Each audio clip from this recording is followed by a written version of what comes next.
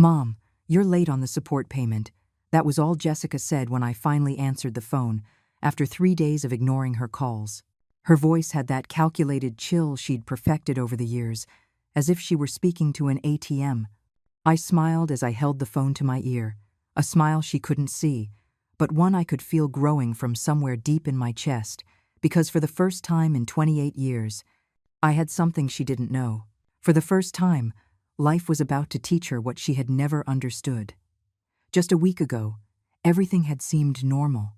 It was Sunday afternoon, and I was in my small kitchen making meatballs, the recipe my mother had taught me, the aroma of oregano and garlic always filling the whole house. The golden afternoon light filtered through the yellow curtains I had sewn myself, creating long shadows that reminded me of my childhood. Everything was in its place. The blue ceramic plates I had bought at the farmer's market, the wooden table I had inherited from my grandmother, the photo of Olivia smiling in her 8th grade school picture hanging on the dining room wall. Jessica had arrived promptly at 5 o'clock, as she always did when she needed something. She was wearing that black dress that made her look thinner, her hair perfectly straight from a visit to the most expensive salon in town. Her nails were impeccable, painted a deep red that contrasted with the paleness of her hands. Kevin trailed behind her, wearing that fake smile that never reached his eyes, carrying a bottle of wine that probably cost more than I made in a week. "Hey, Carol," he said, kissing my cheek with a forced familiarity that always made me uncomfortable. "Smells amazing in here. Right, Jessica?" But Jessica was already checking her phone, typing something with a concentration she reserved only for things that truly mattered to her. Not for the meatballs I had been cooking since 3 in the afternoon. Not for the table I had set with my best tablecloth. Not for me. "Where's Olivia?" I asked. As I always did, because my granddaughter was the only reason these family Sundays still existed. Jessica barely looked up for a second. "She's at a friend's house. Had to study for a test." A lie. I knew it immediately, from the way her eyes darted to the left, from how her fingers kept fiddling with her phone. Olivia had texted me that very morning, asking if she could spend Sunday with me. But when I told her that her mother was coming for dinner, she simply replied, "Oh, I see," with that trailing ellipsis that said more than 1,000 words. During dinner, I noticed things I had ignored before. The way Kevin looked at every detail of my house, as if he were taking inventory. His eyes lingered too long on the new television I had worked so hard to buy, on the china cabinet where I kept my mother's dishes, on the discreet jewelry I was wearing. Jessica, for her part, barely touched her food. She picked at the meatballs as if they were a social obligation, while talking about her new job at a boutique downtown. "It's just temporary," she said, waving her hand as if it were nothing, "just until things settle down." But there was something in her voice, a tension she couldn't quite hide. Kevin constantly interrupted her, finishing her sentences, explaining things she hadn't asked. "Jessica is incredibly talented," he'd say. "She just needs the right opportunity." And I would nod, smile, pour more wine, pretending I didn't see the way he controlled every word that came out of her mouth. It was when he got up to go to the bathroom that I saw it. Kevin picked up his phone and started taking pictures. Of my living room, of the kitchen, of the frames with family photos. He did it discreetly, as if it were the most natural thing in the world, but I was watching him from the reflection in the dining room window. My heart began to beat faster, a silent alarm going off in my chest. Why was he photographing my house? What did he need those images for? When Jessica returned, her attitude had subtly changed. There was a different energy in her movements, as if she had made an important decision while she was alone. She sat on the edge of her chair, no longer relaxed as before. "Mom," she said, and her voice had that forced sweetness she used when she wanted something big. "We need to talk about something important." Kevin nodded gravely, as if they were partners in some serious business deal. "I've been thinking a lot about us," Jessica continued. "About our relationship, about everything that's happened." Her eyes filled with tears that seemed genuine, but they came too quickly, too perfectly. "I feel like we've never had the chance to really be mother and daughter, you know? There's always been so much distance between us." Kevin placed a hand on her shoulder, a gesture of support that looked rehearsed. I listened in silence, feeling how each word dug into some vulnerable place in my soul. Because it was true. There had always been distance. Ever since she was 15 and got pregnant with Olivia, ever since she decided I was to blame for all her problems, ever since she turned every conversation into a list of my failures as a mother. But now, sitting in my kitchen, watching her perfect tears and Kevin's hand on her shoulder, something inside me turned cold. "What are you proposing?" I asked, and my voice sounded calmer than I felt. Jessica exchanged a quick glance with Kevin, and I knew they had prepared for this moment. "Well," he said, taking control of the conversation, "we think it would be good for everyone if Jessica and Olivia moved in here with you. Temporarily, of course. My house was small, just 2 bedrooms, but that didn't seem to matter to them. That way, you could get to know each other better," Jessica added, "and Olivia would have more stability." The word stability echoed in my ears like an alarm bell. My granddaughter had always lived with Jessica, moving from one apartment to another every 6 months, changing schools, constantly adapting to her mother's impulsive decisions. And now, suddenly, they were worried about her stability. I looked at Kevin, who avoided my gaze, and then at Jessica, who awaited my answer with poorly disguised anxiety. "That's an interesting proposal," I said finally, and I saw their faces light up with a hope that turned my stomach, because I understood, in that exact moment, that this had nothing to do with me, or with Olivia, or with repairing our relationship. This was about something else entirely, something I couldn't yet identify, but that was already planting its roots in my intuition like a poisonous seed. That night, I couldn't sleep. I stayed awake until 3 in the morning, tossing and turning in my bed, replaying every detail of that conversation. Kevin's photographs, the sudden proposal, Jessica's all too perfect tears. Something didn't add up, like when you're trying to assemble a puzzle and one piece is forced into the wrong place. At dawn, I decided to do something I had never done before: investigate my own daughter. I started innocently enough by checking her Facebook profile. Jessica had always been active on social media, posting photos of every meal, every outing, every moment she considered worthy of showing the world. But lately, her posts had changed. They were no longer just selfies in expensive restaurants or photos of new clothes. Now there were strange posts, vague comments about absent mothers and childhood wounds. One in particular caught my eye. Some mothers never learned how to truly love. Their children grow up with voids that ache for a lifetime. Number toxic motherhood. Number healing childhood trauma. The post had hundreds of likes and supportive comments. "So powerful, Jessica. You're so brave for sharing this. Narcissistic mothers cause so much damage." Every comment was like a stab in the back. But I kept reading.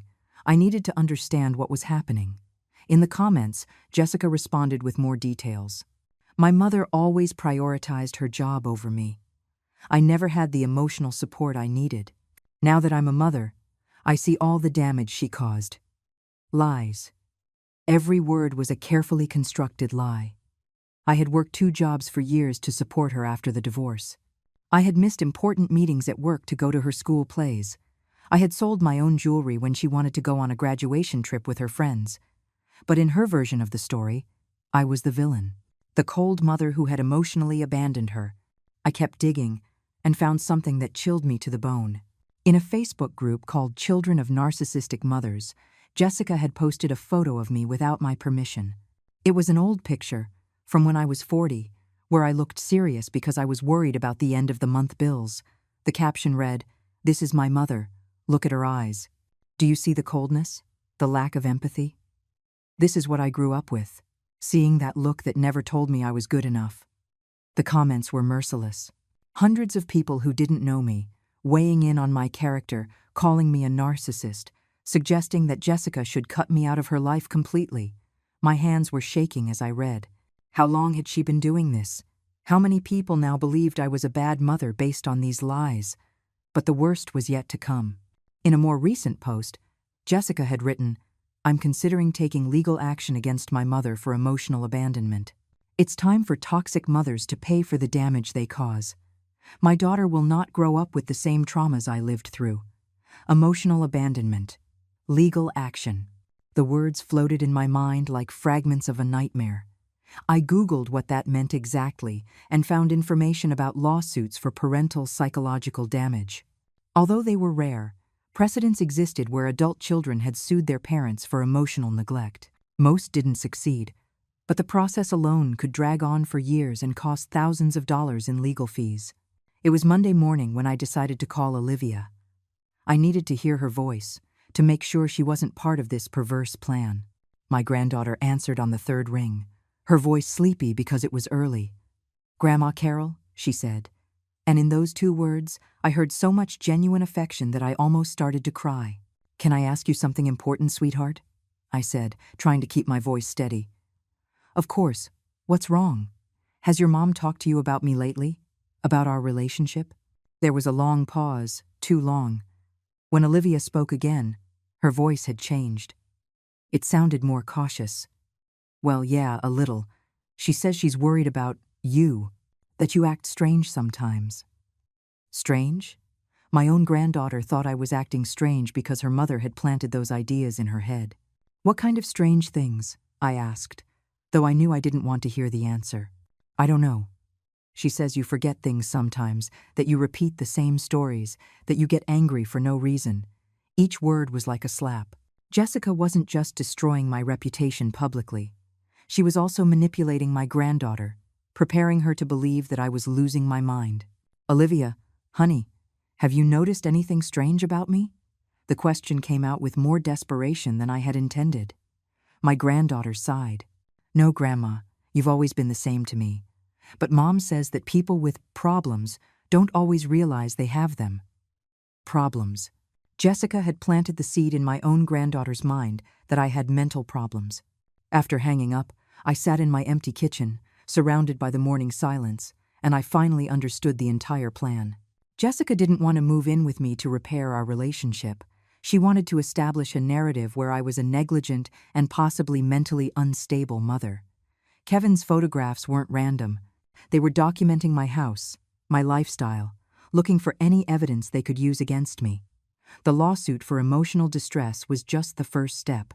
If they managed to prove I was an unfit mother, they could argue I was also an unfit grandmother. They could limit my access to Olivia, and if they managed to plant doubts about my mental stability, they could go for more. They could question my ability to handle my own affairs, my money, my house. That afternoon, the doorbell rang. It was a young man with a clipboard, dressed in a shirt and tie despite the heat. "Carol Delgado?" he asked with a professional smile. I nodded, though something in my stomach tightened. "I'm from the law firm of Martinez and Associates. May I come in? It's about a family matter." My heart started beating so hard I was sure he could hear it. I invited him in. I offered him coffee. I tried to act normal while he arranged his papers on my dining room table. "Your daughter Jessica has contacted us," he began, his voice kind but firm. "She is concerned for your well-being and that of your granddaughter. She has mentioned some incidents that have led her to consider legal options to protect the minor's interests." Incidents? What incidents? I hadn't had any incidents with Olivia. "I don't understand," I said, and my voice sounded smaller than I would have liked. The lawyer nodded sympathetically. "It's natural to be confused. Sometimes people in your situation don't realize how their actions affect others.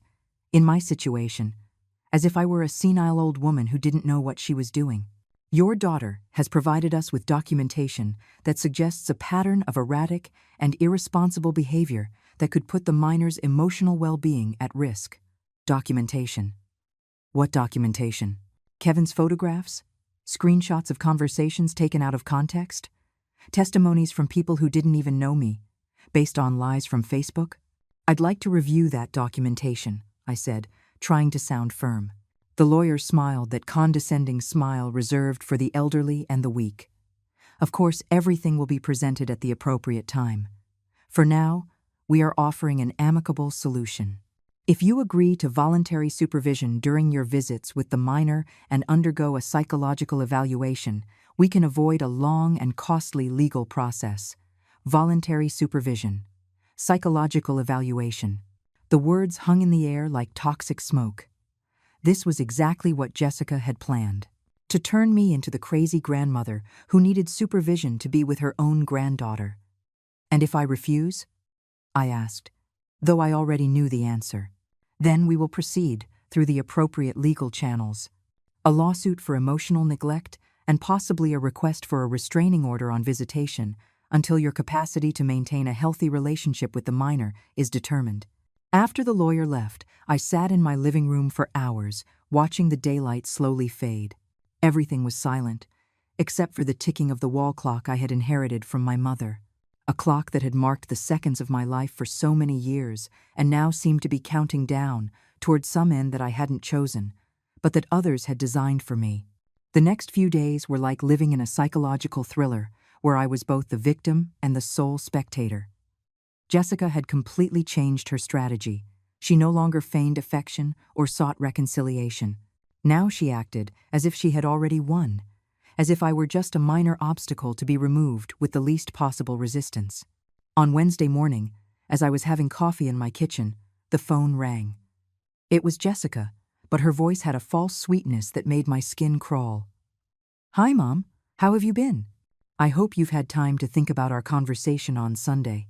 Our conversation, as if it had been a dialogue between equals and not a carefully planned ambush.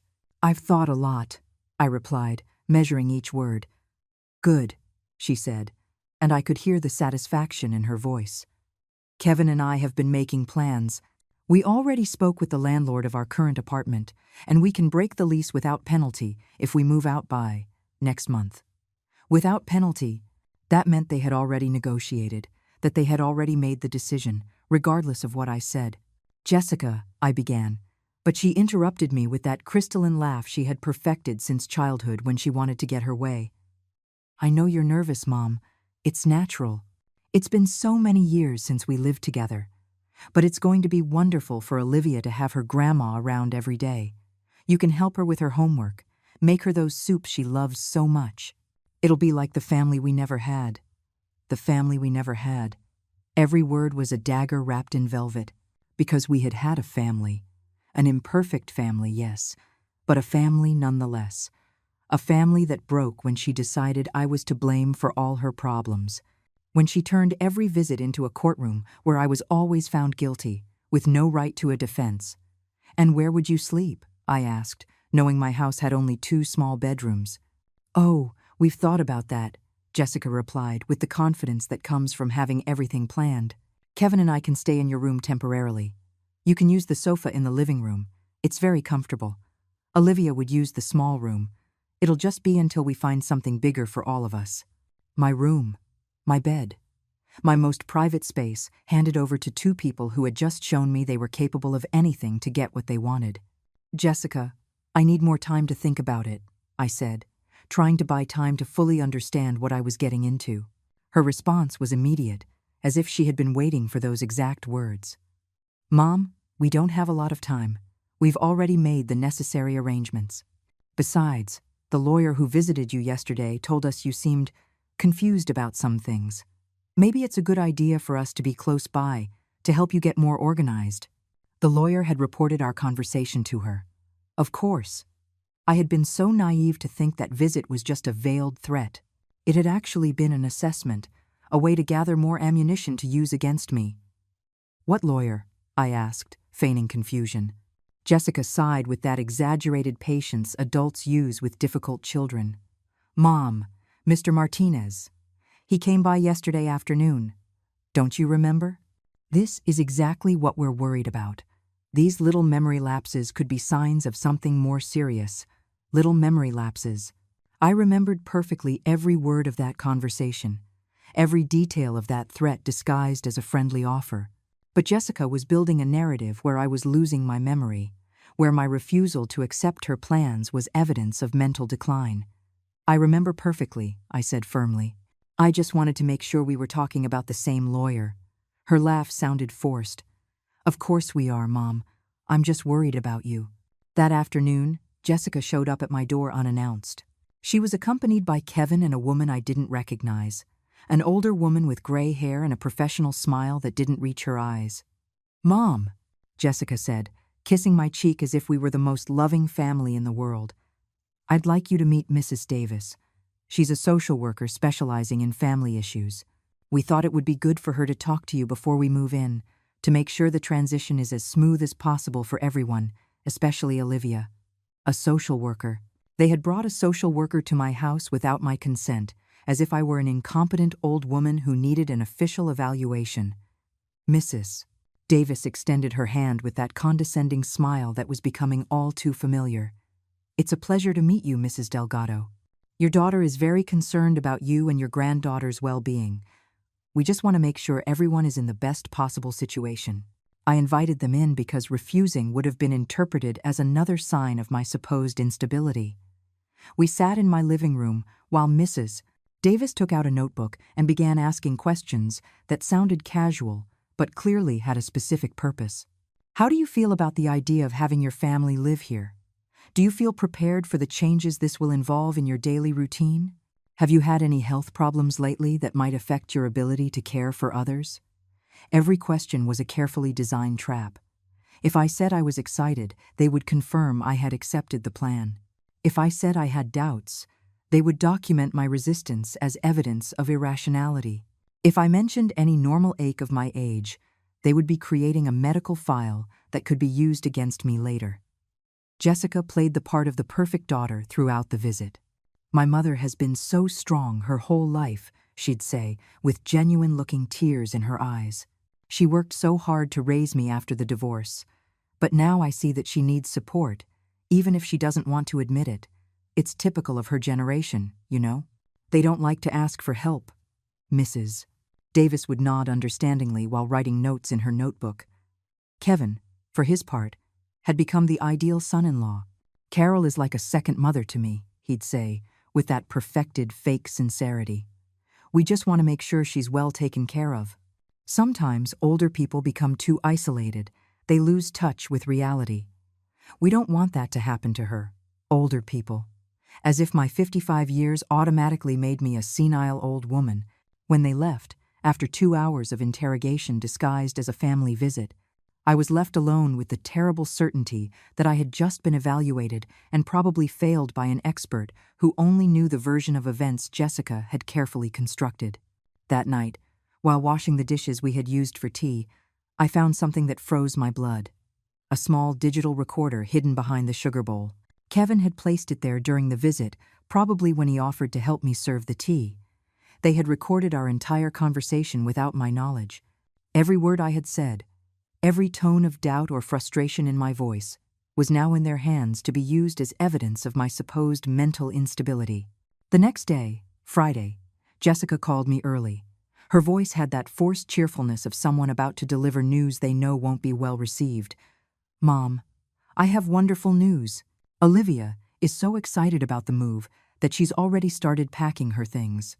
I also spoke with her school principal, and she agrees that having more family stability will be beneficial for her academic performance.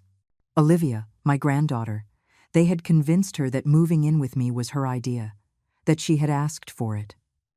"Can I speak with Olivia?" I asked, needing to hear her side of the story. "Of course," Jessica said, but her tone shifted subtly, although she's been a bit confused lately. "Yesterday she asked me if it was true that you were sick. I explained that you're not exactly sick, but that sometimes older people need more support than they're willing to admit." Confused. My granddaughter was confused because they were feeding her conflicting versions of reality, manipulating her until she no longer knew what to believe. When Olivia got on the phone, her voice sounded small, insecure. "Grandma, is it true we're going to live with you? Do you want to live with me, sweetheart?" I asked, trying to understand if the decision was really hers. There was a long pause. "Mom says you need us, that you're lonely, and that I can help you remember things you sometimes forget." Remember things I forget.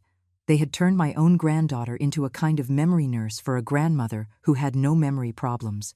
"Olivia, honey, have I forgotten anything important when we've been together?" My granddaughter sighed. "No, Grandma. But Mom says that people with memory problems don't always realize they have them. Like my friend Sophia's grandpa, who got lost one day going to the grocery store and couldn't remember how to get home." My heart broke a little more. They had used the example of an elderly man with dementia to explain to a 16-year-old girl why her perfectly healthy grandmother needed constant supervision.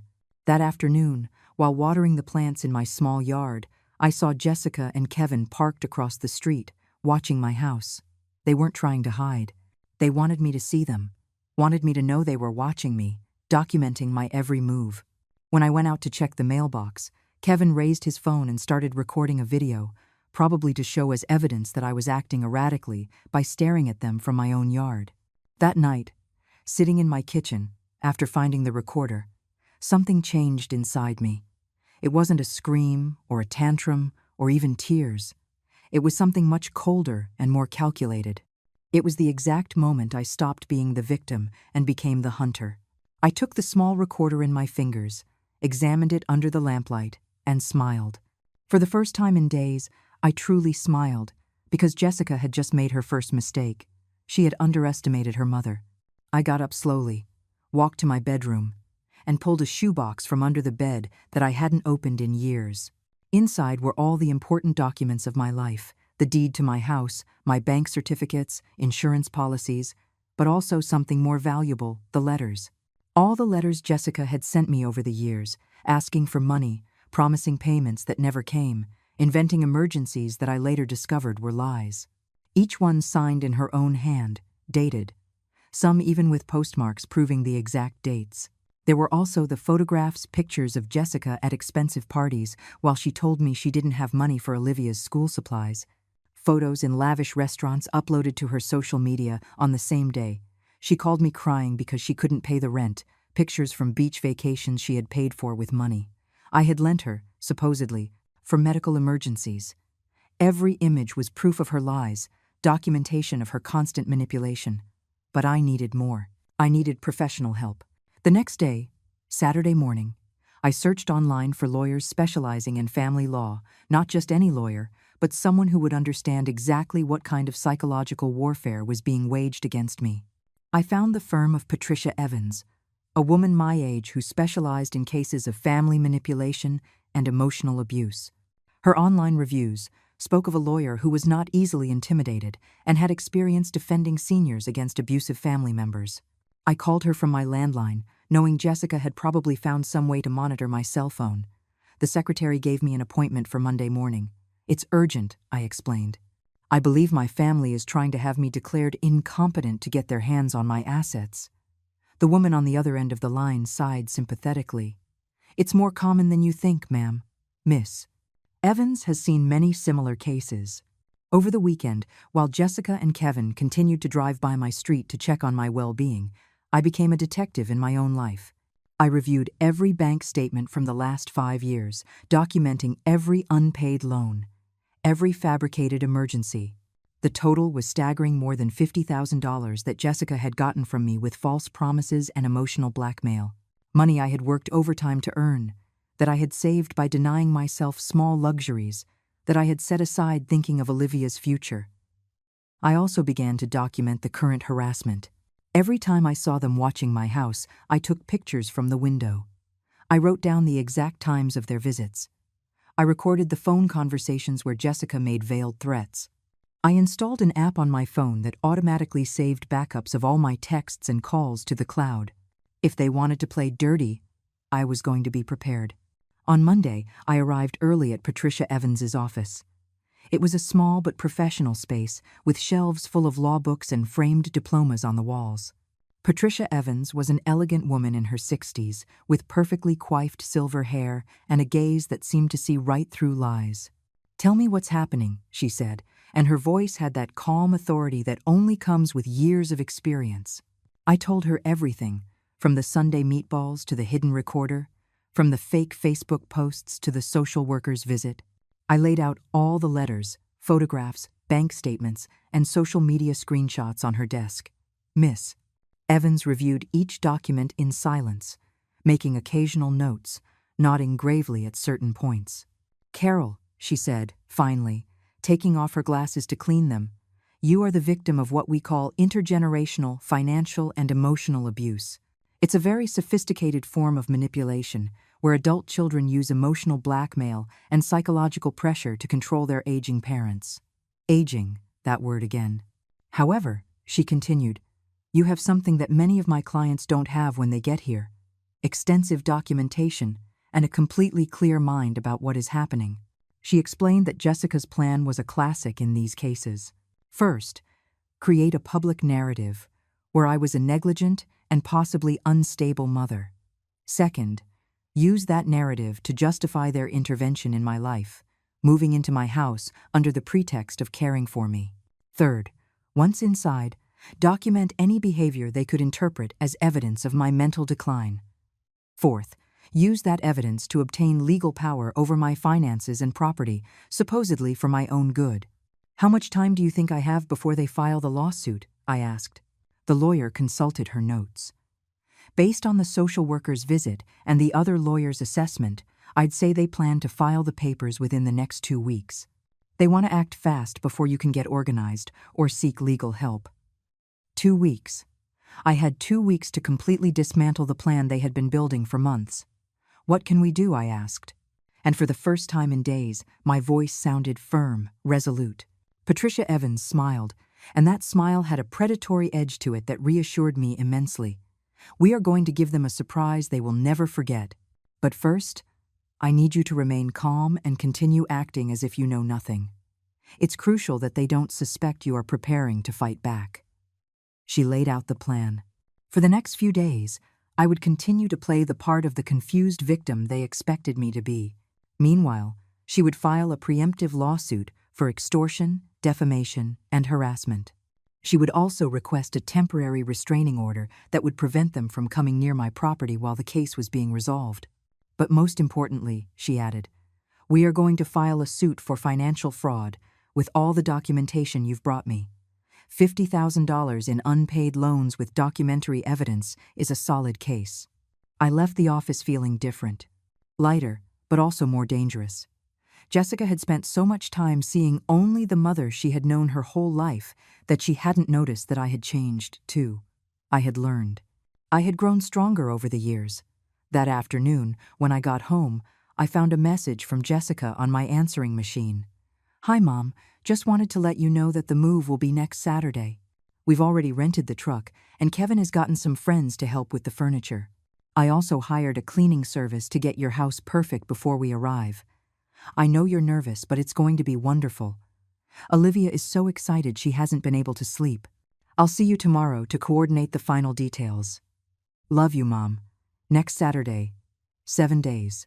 They had unilaterally decided that in 1 week they would be living in my house, sleeping in my bed, controlling every aspect of my daily life. Jessica had ended her message with, I love you. Those 3 words she had used as a weapon for years, knowing my mother's heart would always soften upon hearing them. But this time, instead of pain, I felt something akin to amusement. That night, before sleeping, I dialed Patricia Evans's number from my landline. Patricia, I said when she answered, I think we need to speed up our timeline. They're planning to move into my house next Saturday. There was a pause, then a low, satisfied laugh. Perfect. That gives us exactly what we need to prove the pattern of invasion and control. Carol, I hope you're ready, because the next 2 weeks are going to be intense. I hung up the phone and sat on my bed. In the room Jessica had decided was no longer mine, surrounded by the objects I had collected over a lifetime of honest work. For the first time in weeks, I slept soundly, because I finally had a plan. And unlike Jessica's plan, mine was based on truth, on justice, and on the quiet strength that comes from knowing exactly who you are and what you're capable of when you're pushed too far. The following days were the strangest of my life. On the outside, I continued to play the role of the confused, vulnerable mother Jessica expected to see. I answered her calls with the appropriate trembling voice. I asked the right questions about the details of the move. I even expressed some concerns about how we would all manage in such a small space. But inside, every conversation was like playing chess with someone who doesn't know I've already seen all their moves. On Tuesday morning, Jessica showed up with a folder full of papers. Mom, she said with that radiant smile she reserved for special occasions. I brought some documents for us to sign. They're just formalities to make living together easier. Formalities. I sat at my dining room table, the same one where I had signed so many checks for her emergencies, and reviewed each paper with the attention of someone pretending to be confused, but who was actually memorizing every detail. The first document was a cohabitation agreement, where I officially authorized Jessica, Kevin, and Olivia to live in my house indefinitely. The second was an authorization for Jessica to make decisions about my medical care in case of an emergency. The third, and most insidious, was a limited power of attorney that allowed her to access my bank account for household expenses and family needs. It was all written in legal language that sounded protective, but in reality, it turned me into a tenant in my own home. "It's a lot of text," I said, feigning being overwhelmed by the fine print. "Could you explain what each thing means?" Jessica sighed with that perfected, exaggerated patience. "It's very simple, Mom. We're just making sure that if something happens to you, we can help you immediately without having to wait for bureaucratic red tape. Can you imagine if you had a medical emergency and I couldn't authorize your treatment because I'm not your legal guardian?" The word hung in the air like a threat disguised as protection. "Of course, sweetheart," I replied, picking up a pen. "But let me read everything calmly. These eyes aren't what they used to be." Jessica nodded sympathetically. "Of course. Take your time. Kevin and I are going to measure the rooms to see how to arrange the furniture." While they walked off with their tape measure, I photographed every page of every document with my phone. Patricia Evans was going to have a lot of new material for our lawsuit. I didn't sign anything, of course. When they came back, I told them I needed to check with my doctor first, that I had read somewhere that older people should have medical supervision before making important legal decisions. Jessica tensed visibly. "Mom, you don't need medical supervision to sign a family agreement. That's for much more serious things." But I held my ground with the apparent stubbornness of an obstinate old woman. "No, sweetie. I want to be sure. Dr. Harris has always told me to read everything before I sign." That afternoon, while Jessica and Kevin went out to buy things for the move, I was at the bank, discreetly transferring the majority of my savings to a new account at a different institution. I also updated my will with a trusted notary, ensuring Olivia remained my primary heir, but adding specific clauses that prevented Jessica from accessing those funds until my granddaughter turned 21. Every legal move I made was silent, invisible, properly documented. On Wednesday, I received a call that changed everything. It was Olivia, but her voice sounded different, smaller, like when she was a little girl and was afraid of something. "Grandma Carol," she whispered, "can I ask you something important?" "Of course, sweetheart. What's wrong?" There was a long pause, as if she were gathering the courage to speak. "Is it true that you're sick? Mom and Kevin have been talking a lot in low voices, and I heard something about doctors and medicine. I'm scared you're going to die like my friend Sophia's grandma." My heart broke and hardened at the same time. They had frightened my granddaughter, planted in her mind the possibility that I was dying to justify their move-in plan as an act of family compassion. "Olivia, honey," I said with all the firmness I could muster, "I am not sick. I'm perfectly fine. What exactly did you hear Mom and Kevin say?" My granddaughter lowered her voice even more. "I heard Kevin say something about speeding up the process before it gets worse. And Mom replied that the symptoms are already obvious to anyone who knows what to look for." "Grandma, what symptoms? Does something hurt? Is that why you seem confused sometimes when we talk on the phone?" "Obvious symptoms." They had been interpreting every natural pause in my conversations, every moment of reflection, every time I needed a second to process their manipulations, as evidence of cognitive decline. "Olivia," I said, "I want you to do a very important favor for me. The next time Mom and Kevin are talking about me, try to listen to what they're saying and tell me. Can you do that for me?" My granddaughter hesitated. "Isn't that like spying? It's like looking out for your grandma. Sometimes adults say things that aren't true when they think kids aren't listening." Olivia promised she would, and for the first time in weeks, I felt like I had a real ally in this silent war. On Thursday, Patricia Evans called with news. "Carol, we have an interesting situation. My private investigator discovered something about Kevin that is going to completely change this case." My heart raced. "What did he find?" "Kevin isn't who he says he island. His real name is Joaquin Herrera Vasquez, and he has a criminal record for fraud and embezzlement. He's been using a false identity to build a relationship with your daughter. Furthermore, he's legally married to another woman in Guadalajara and has 2 children with her. Married. Kevin was married to another woman. His whole romance with Jessica, the entire plan to form a perfect family, was an elaborate lie. There's more, Patricia continued. The apartment where he and Jessica supposedly live is registered to a shell company he created. They don't pay rent because the place doesn't legally exist as a residence. They've been living in an unpermitted commercial space, which means they are desperate to find a real place to live. It all fit together perfectly. The sudden urgency to move into my house, the rush to get me to sign legal documents, the psychological manipulation to make me seem incompetent. It wasn't just greed, it was a desperate scam by two criminals who were running out of options. What do we do with this information? I asked.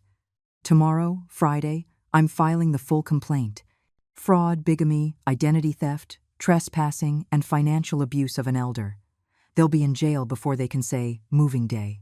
That night, Jessica called me earlier than usual. Her voice had a new urgency, a poorly disguised desperation. Mom, we need to talk about something important.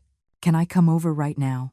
She arrived in less than 10 minutes, without Kevin, which was unusual. She looked nervous, agitated, as if she'd been arguing with someone.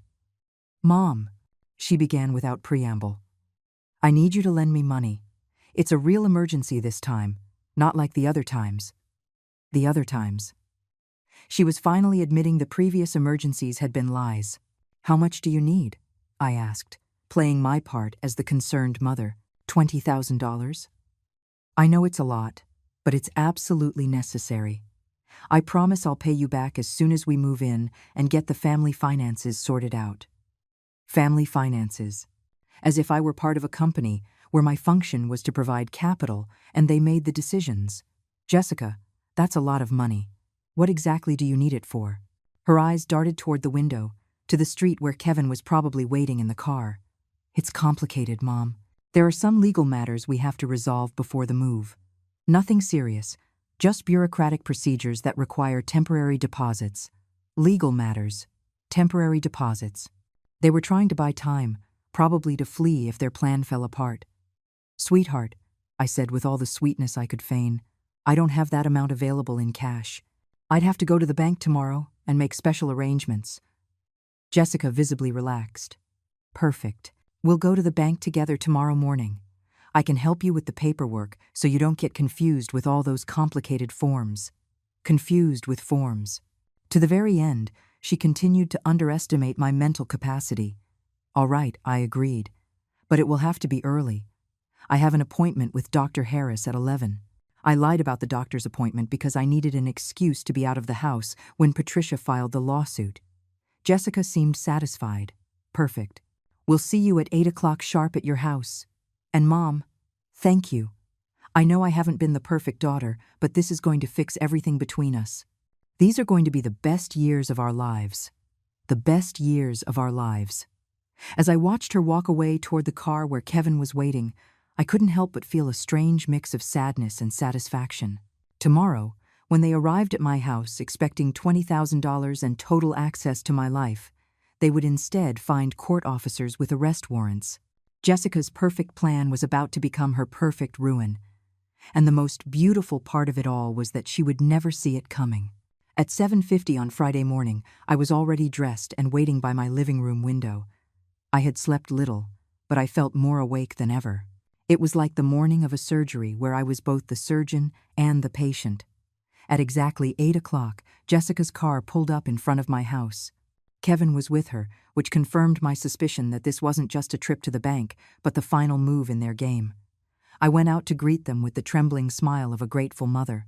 Good morning, my dears. You're so punctual. Jessica kissed my cheek with that perfected affection. Of course, Mom.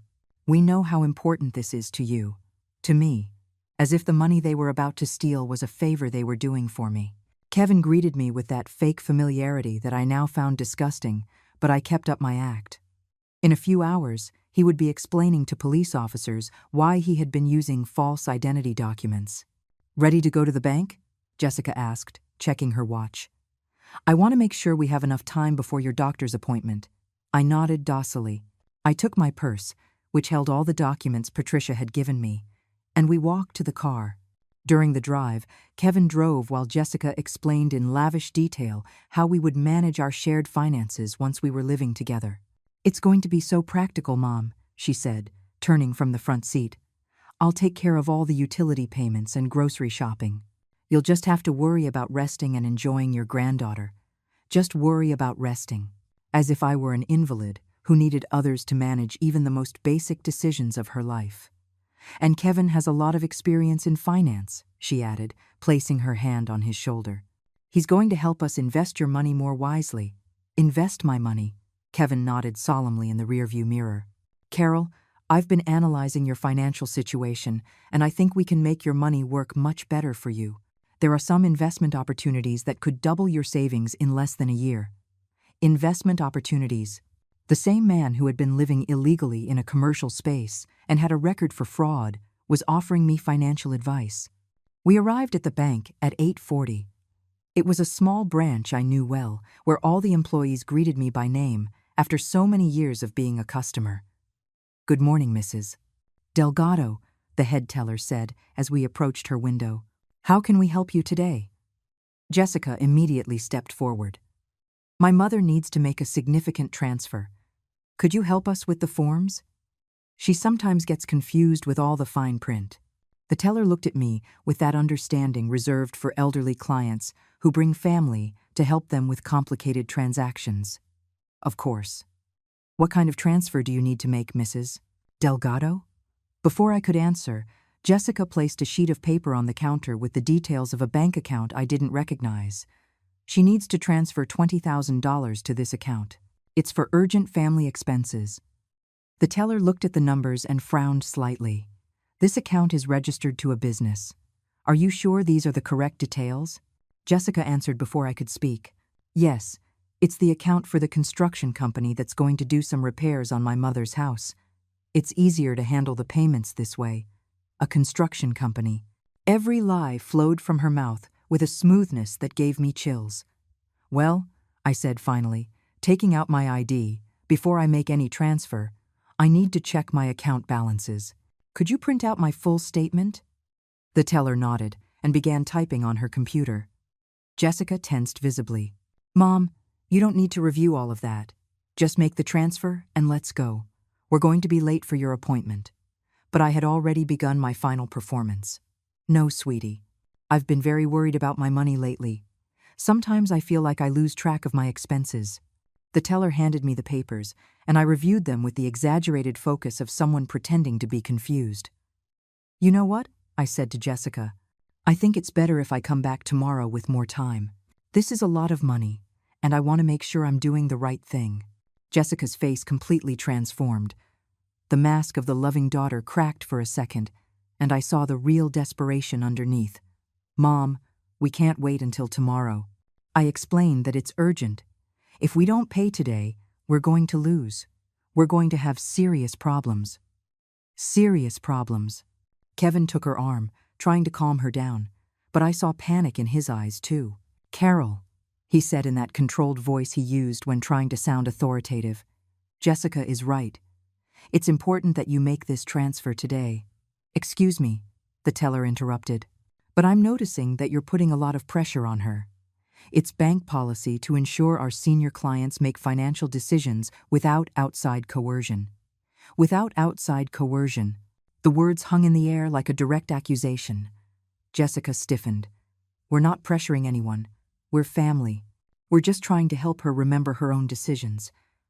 At that moment, my cell phone rang. It was Patricia Evans, exactly as we had planned. Excuse me, I said to Jessica and Kevin. It's my doctor. It must be about my test results. I answered the phone, making a big show of walking a few steps away for privacy. Carol? Patricia said in the professional voice we had rehearsed. I need you to come to my office immediately. There's something urgent we need to discuss regarding your legal situation. I returned to Jessica and Kevin, feigning concern. I have to go, I announced. My doctor needs to see me urgently. Something about my tests. Jessica paled. What kind of tests? Are you sick? Why didn't you tell me anything? Her concern sounded genuine for the first time in weeks, but it was too late for acts of motherly affection. I don't know, I lied. She just said it was urgent. The transfer will have to wait. Kevin stepped forward aggressively. Carol, you can't leave now. This transfer can't wait. If you don't do it today, we're going to. You're going to what? I asked, and for the first time, my voice hardened. Kevin stopped, realizing he had been about to reveal too much. We left the bank in a tense silence. Jessica walked ahead, dialing numbers on her phone with trembling fingers. Kevin drove with the forced concentration of someone trying not to explode. "Where do you need to go?" Jessica asked when we got to my house. "The medical center," I replied vaguely. "Do you want me to come with you?" "No, sweetie. You need to get things ready for the move tomorrow." "The move tomorrow." Jessica nodded distractedly, but I could see her mind was elsewhere, probably calculating how much time they had before their situation became untenable. I got out of the car and said goodbye with my usual forced normality. "See you later," I said. "And don't worry about the money. We'll go to the bank tomorrow without fail and sort everything out." I watched them drive away from my window, Jessica talking animatedly on the phone, Kevin's hands gripping the steering wheel. They had no idea that instead of going to the medical center, I was on my way to Patricia Evans's office to witness the filing of the lawsuit that would destroy their lives. They didn't know that in 2 hours, court officers would be knocking on the door of their non-existent apartment with arrest warrants. As I changed my clothes to go see the final act, my phone rang. It was Olivia. "Grandma," she whispered, "something weird is happening. Mom and Kevin came home yelling, and he just left with a suitcase. Mom is crying and saying something about how everything is ruined and that she knew more than she let on. Grandma, did you know something was going to happen?" "Yes, sweetheart," I said, and for the first time in weeks my voice was completely calm. I knew exactly what was going to happen. And now, everything is going to be okay. Because the moment had finally arrived when Jessica would discover that underestimating her mother had been the costliest mistake of her life. The moment she would learn that silence and patience can be the most powerful weapons in the world when wielded by someone who knows exactly how and when to strike. 2 hours later, I was sitting in Patricia Evans's office when her secretary came in with a triumphant smile. "Miss Evans, they've just confirmed the warrants have been executed. Mr. Joaquin Herrera was arrested at the airport, trying to board a flight to Guadalajara with false documents. Miss Jessica Delgado was served with the lawsuit at her residence." Patricia looked at me with the professional satisfaction that only comes after a perfectly executed victory. "Carol, the war has officially begun, and we just won the first battle." My phone wouldn't stop ringing. Call after call from Jessica that I didn't answer, following Patricia's instructions not to have direct contact until she was present. But I could see the message notifications piling up. After the 10th missed call, Patricia nodded. "Let's hear what she has to say. But remember, don't respond to anything. Just document everything for the case." I put the phone on speaker and we played the first voicemail. Jessica's voice was hysterical, completely different from the controlled woman I had known for weeks. "Mom, what have you done? Why are there police looking for Kevin? Why did I get legal papers saying you're suing me? I don't understand what's happening. Call me immediately." Immediately. The second message was worse. "Mom, this is crazy. You don't understand what they're doing to you. Someone is manipulating you, using you against your own family. Call me, please. We can fix this." The third message broke my heart, but it also hardened my resolve. "Mom, it's me, Jessica, your daughter. The daughter you carried, you raised, you loved. How could you do this to me? How can you believe lies about me? Olivia is crying, asking why her grandma wants to hurt her mommy. Is that what you want? To hurt your own granddaughter? Olivia." They had started using my granddaughter as an emotional shield, exactly as Patricia had predicted they would. Patricia took notes on each message. "Typical pattern of manipulation," she murmured. "First denial, then victimization, then emotional blackmail using the minor. They'll escalate to direct threats in the next few hours." As if on cue, the fourth message confirmed her words. "Mom, if you don't call me in 1 hour, I'm going to have to take drastic measures. I'm going to tell the truth about your mental condition. I'm going to release the recordings where you clearly show signs of dementia. Don't make me expose you publicly." Recordings. Confirmation that they had been recording our conversations without my consent, probably looking for moments where they could make my voice sound confused or incoherent. Perfect additional evidence. Patricia commented as she transcribed each threat. Emotional extortion, blackmail, illegal recording of private conversations. They are digging their own grave with every message. By 3 in the afternoon, after we had documented 12 progressively more threatening voicemails, Patricia decided it was time for the next phase. Carol, now we're going to give them a response, but it will be through the proper channels. She dialed a number on her phone. Officer Vargas, this is Attorney Evans. It's time to execute the restraining order. Miss Delgado is violating the no-contact provision and escalating to direct threats. An hour later, after I was already back in my house, the police arrived. Not to arrest me, as Jessica had threatened, but to serve her with a restraining order that prohibited her from coming near my property, contacting me by any means, or using Olivia's name in her manipulations. I could see from my window when they arrived at the address where she supposedly lived. The surprise on the officer's face when he discovered the address corresponded to an abandoned commercial storefront was almost comical. That night, Jessica escalated to public desperation. She couldn't call me directly because of the restraining order, but that didn't stop her from creating a massive smear campaign on social media. At 8 o'clock in the evening, she posted a 10-minute video on Facebook titled, "My mother is being manipulated by scammers and needs help." In the video, sitting in what looked like a cheap hotel room, her eyes swollen from crying and her voice broken with emotion, Jessica constructed a narrative where I was a vulnerable senior being exploited by unscrupulous lawyers. My mother, Carol Delgado, is the victim of a terrible legal scam, she said at the beginning of the video, looking directly at the camera with the desperate sincerity that comes only from real panic. A couple of criminal lawyers have convinced her that her own family is exploiting her, when the reality is that we only wanted to take care of her in her golden years. Her golden years. As if my 55 years automatically made me a senile person in need of a guardian. The video was carefully edited to show only the aspects that supported her narrative.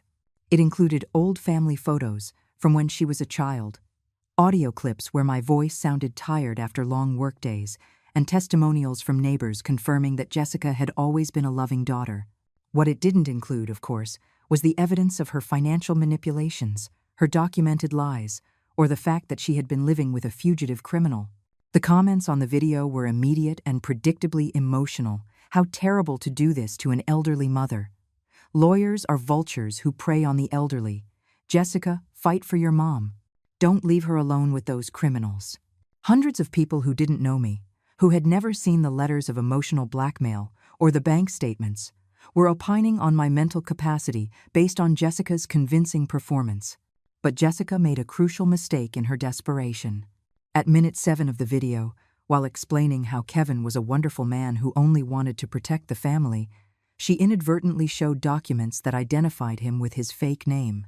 She also specifically mentioned the address of the apartment where they supposedly lived, the same address the police had confirmed was an abandoned commercial space.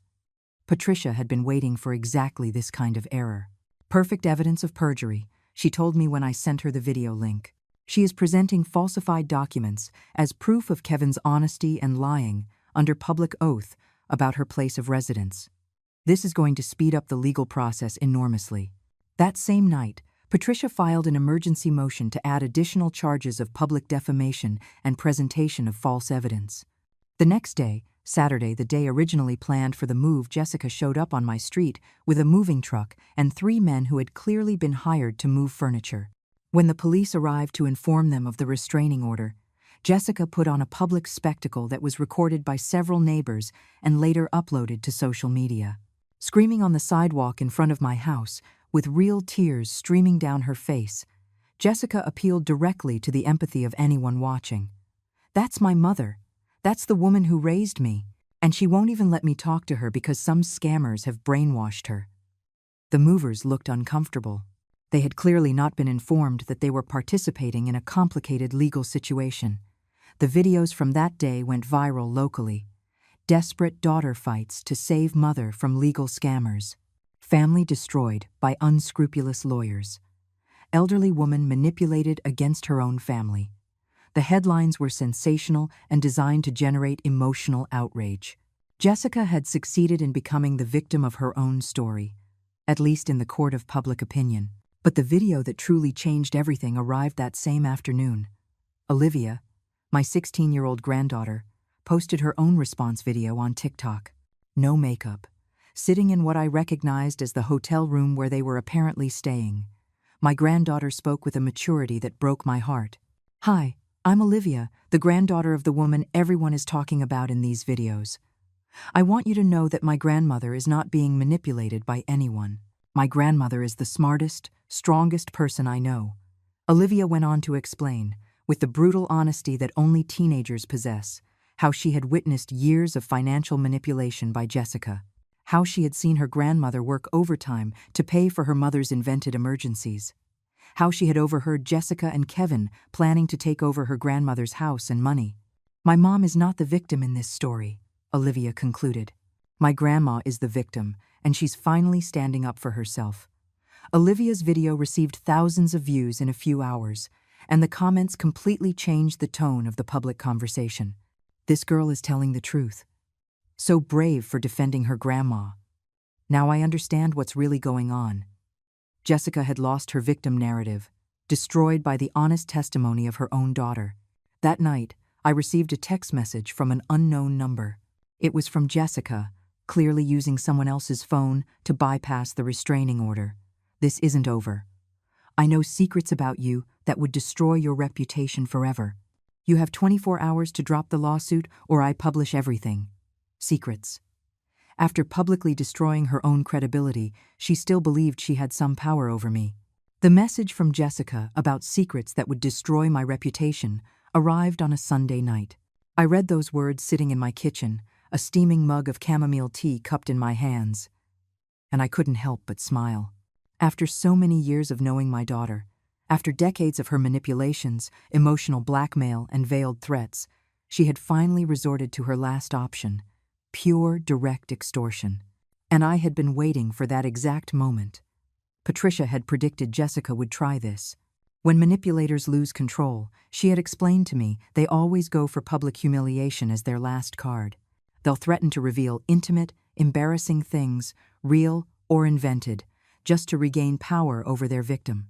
That's why we had prepared what Patricia called the preemptive counteroffensive, a complete file of the entire truth about my life, documented, verified, and ready to be released publicly if necessary. That same night, I forwarded the threatening message to Patricia. Her reply came in less than 10 minutes. Perfect. She just handed us the final piece of evidence we needed for charges of extortion and blackmail. First thing tomorrow morning, we file the motion to expedite the legal process. Carol, this is no longer just a civil suit. With this message, Jessica just made it a criminal case. A criminal case. The words resonated in my mind with a satisfaction I had never before experienced. On Monday morning, while I was calmly eating breakfast in my kitchen, Patricia executed what she called the masterstroke. Instead of responding directly to Jessica's threats, she publicly released all the documents from our case.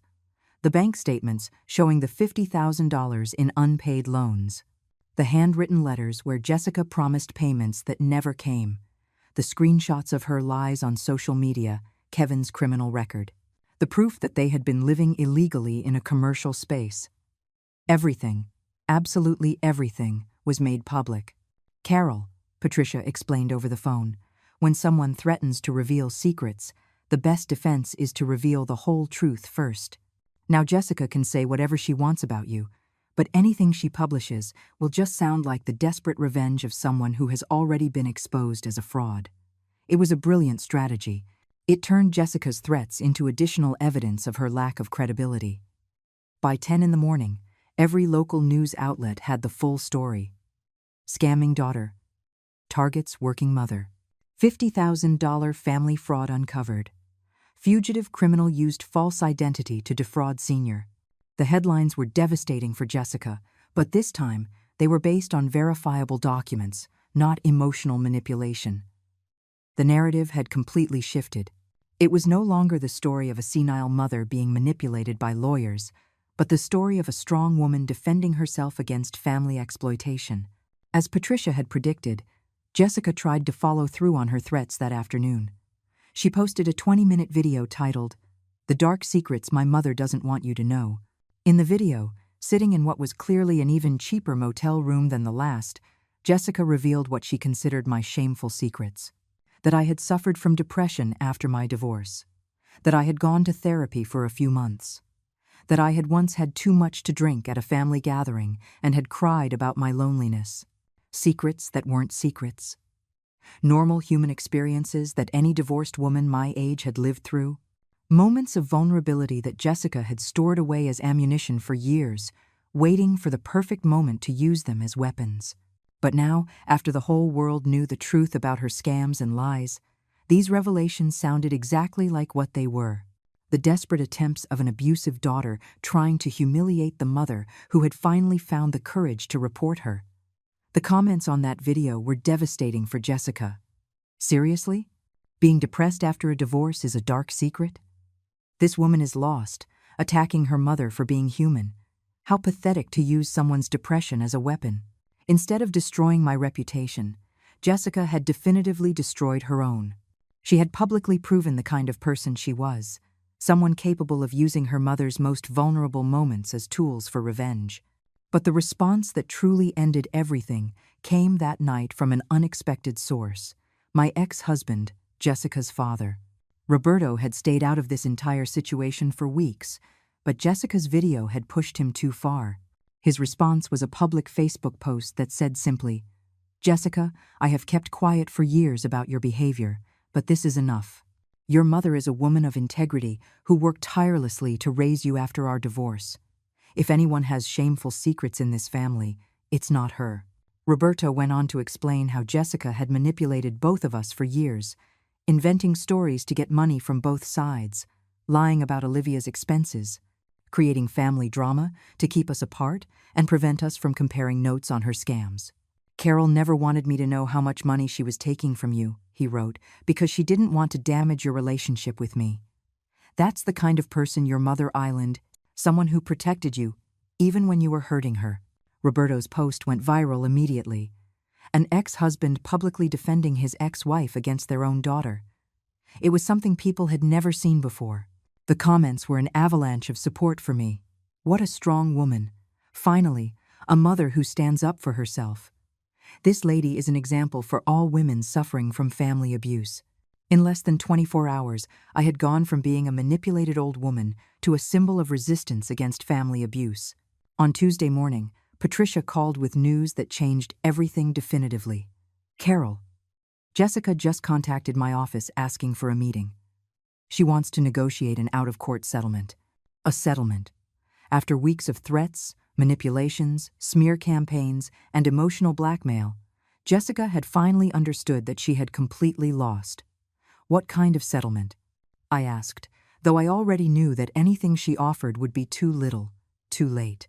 "She wants to drop all her claims, return a portion of the money she owes you, and agree to a permanent restraining order in exchange for us not pressing additional criminal charges," Patricia explained. "She's also asking to be allowed to maintain supervised contact with Olivia, since the minor has publicly expressed her desire to live with you." Olivia. My granddaughter had decided for herself where she wanted to be, and it wasn't with the mother, who had tried to use her love for her grandmother as a tool of manipulation. "What do you think?" Patricia asked me. I spent several minutes in silence, thinking about all the years of manipulation, all the nights I had lost sleep worrying about Jessica's invented emergencies, all the money I had worked overtime to earn just for her to spend it on luxuries while lying to me about her needs. I thought about how she had tried to steal my house, to have me declared incompetent, to turn my own granddaughter against me. "Patricia," I said finally, "I accept the settlement, but with additional conditions. I want Jessica to publicly acknowledge, with the same reach as her defamatory videos, that she lied about my mental condition and about the circumstances of this case. I want her to publicly apologize to me and to Olivia for the damage she has caused. And I want the contact with Olivia to be supervised by you or a social worker of my choosing, not by someone she appoints." Patricia smiled on the other end of the phone. "I knew you were going to ask for that. It's already included in the proposal I'm about to present to them. Carol, I think we are finally going to close this chapter of your life for good." Closing this chapter. The words carried enormous symbolic weight. It wasn't just the end of a legal case. It was the end of 30 years of allowing Jessica to manipulate me, of being the mother who always gave in, who always forgave, who always put her daughter's emotional needs above her own dignity. That afternoon, while waiting for Jessica's final response to our counter-proposal, I sat in my garden with a cup of coffee. And for the first time in months, I truly looked at the plants I had been caring for years, the roses I had pruned every spring, the herbs I had grown from seed, the small lemon tree I had planted when Olivia was a baby, which now bore sweet fruit every summer. Everything was still there. It had survived this storm, just as I had. 3 months later, I woke up on a Saturday morning to the sound of rain gently tapping against the windows of my bedroom. My bedroom, in my house, in my bed. Those words still filled me with a deep satisfaction every time I thought them. I got up slowly, unhurriedly, because for the first time in years, I didn't have to worry about urgent calls, invented emergencies, or emotional manipulations that would ruin my day of rest. In the kitchen, as I made coffee, I could hear Olivia in her room, talking on the phone with a friend about a school project. My granddaughter had chosen to live with me after everything that had happened, and over these months, we had built a relationship we never could have had under Jessica's manipulative shadow. She was a smart young woman, mature for her 16 years, but with a natural joy that had been hidden for years under the stress of living in an environment of constant lies. Jessica's public apology video had been exactly what I expected, a mechanical exercise in legal compliance where every word sounded forced and resentful. I publicly acknowledged that I lied about my mother's mental condition, she had said, staring blankly at the camera, and that the accusations I made against her were false. I also acknowledged that my behavior caused emotional harm to both my mother and my daughter. Not a single word of genuine remorse, not a moment of real reflection on years of emotional abuse. But it didn't matter. The video wasn't for me to get her sincere forgiveness. It was to publicly clear my name and protect my reputation. Jessica had complied with all the terms of the agreement to the letter. She had returned $15,000 of the $50,000 she owed me. She had dropped all her legal claims and had agreed to a permanent restraining order that forbade her from contacting me directly or coming near my property. Her visits with Olivia were limited to 2 hours every Sunday, supervised by a social worker at a neutral center, and only if Olivia expressed a desire to see her. In the last 2 months, Olivia had chosen not to go to those visits more than 3 times. Joaquin had been sentenced to 2 years in prison for fraud, bigamy, and use of falsified documents. During the trial, it was discovered that he had victims in 3 different states, all divorced or widowed women whom he had scammed using the exact same pattern of manipulation he had attempted with me. His arrest had made national news, becoming a case study on con artists who specialized in exploiting vulnerable older women. That morning, as I drank my coffee and watched the rain, I received a call from Patricia. She was no longer my lawyer in an active case, but we had developed a genuine friendship during those intense months. "Carol," she said with the cheerful voice she always had when she called, "have you seen the news? Your case has inspired a new state law to protect seniors from family financial abuse. They're going to call it Carol's Law." Carol's Law. My name forever associated with protecting others who might be going through what I had been through. In the months following the case, I had received hundreds of messages from women my age who had recognized their own stories in mine. Women who were being manipulated by adult children, who had been giving away their money and their dignity for fear of losing their family's love, who didn't know they had the right to fight back and the strength to do it. "There's something else," Patricia continued. "The local news channel wants to do a documentary about your case. They're particularly interested in the aspect of how a woman can rebuild her life after years of family emotional abuse." A documentary. The idea seemed surreal, but also important. If my story could help other women recognize and escape similar situations, it was worth sharing. After hanging up with Patricia, I went out to my small backyard. The rain had stopped, and the morning sun was creating tiny rainbows in the water droplets, clinging to the leaves of my plants. I had spent so much time these past months working in the garden, replanting, rearranging, creating something beautiful from the ground up. It was a perfect metaphor for what I had done with my life. I had uprooted everything toxic and planted something new, something that would grow according to my own decisions. Olivia came out of the house with a mug of hot chocolate in her hands. "Grandma, can I ask you something?" She sat next to me on the small wooden bench we had built together last month. "Of course, sweetheart." My granddaughter looked at me with a seriousness that sometimes reminded me she had grown up too fast due to the circumstances. "Do you ever miss Mom? I mean, do you miss how things were before?" It was a profound question, heavy with the natural guilt children feel when they see adults in conflict. I considered it carefully before answering. "Olivia, I miss the daughter I thought I had. I miss the relationship I believed we had. But I don't miss the lying. I don't miss being manipulated, blackmailed, or treated like an ATM. And I definitely don't miss living in constant fear of what new fabricated crisis was going to ruin my day." My granddaughter nodded slowly. "I don't miss that either. It's weird, but I feel safer here with you than I did living with Mom and Kevin. There was always drama there, always some emergency, always someone yelling or crying or manipulating someone else. Manipulating someone else. It was sad to hear a teenager use that word so naturally, but it was also a sign that Olivia had developed the tools to recognize and resist manipulation in the future. "You know what I like most about living with you?" Olivia continued. "That I can predict what the days will be like. We have breakfast together. I go to school. I come back and do my homework. We have dinner and talk about normal things. There's no made-up drama, no fake crises, no adults asking to borrow money they're never going to pay back. Stability. My granddaughter had found in my home what Jessica had never been able to give her, the emotional stability of a home where words meant what they said and where love didn't come with hidden conditions." That afternoon, while Olivia was studying in her room, I sat at my desk to review my personal finances. It was a ritual I had developed over these months. Every week, I reviewed my accounts, my expenses, my future plans. For the first time in decades, all my money was truly my own. There were no emergencies draining my savings, no loans that would never be repaid, no emotional manipulation disguised as family needs. I had enough money saved for Olivia's future, for my own retirement, and even for some small luxuries I had denied myself for years while funding Jessica's lies. Last month, I had bought myself a new sewing machine, something I had wanted for years but had always put off because there were more important things to spend money on.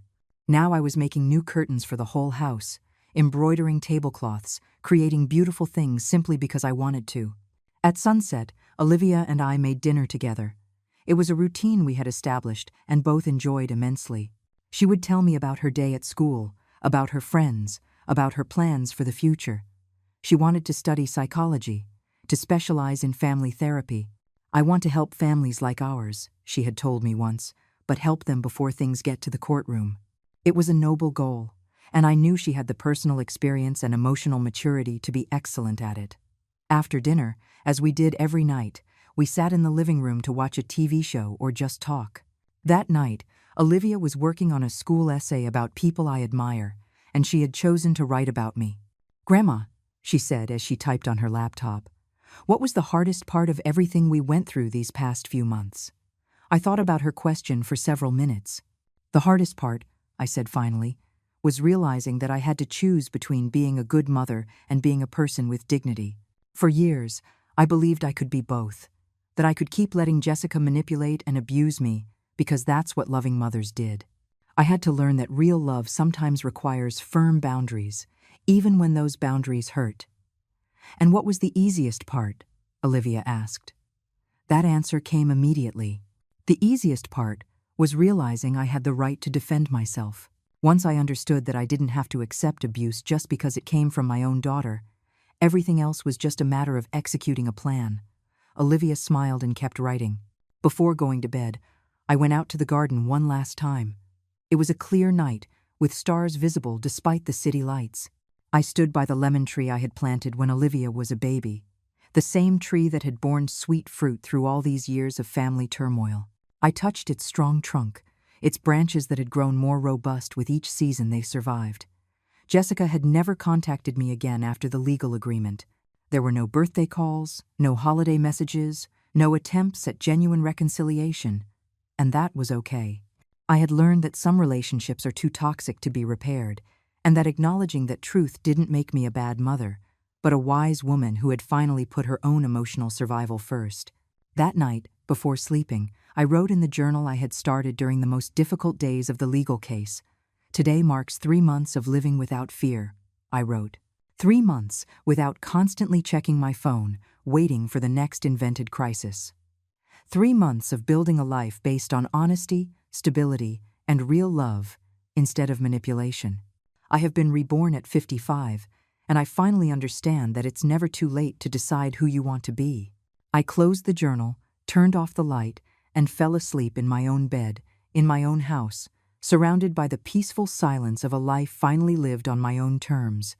Jessica never spoke my name again, and I never looked back.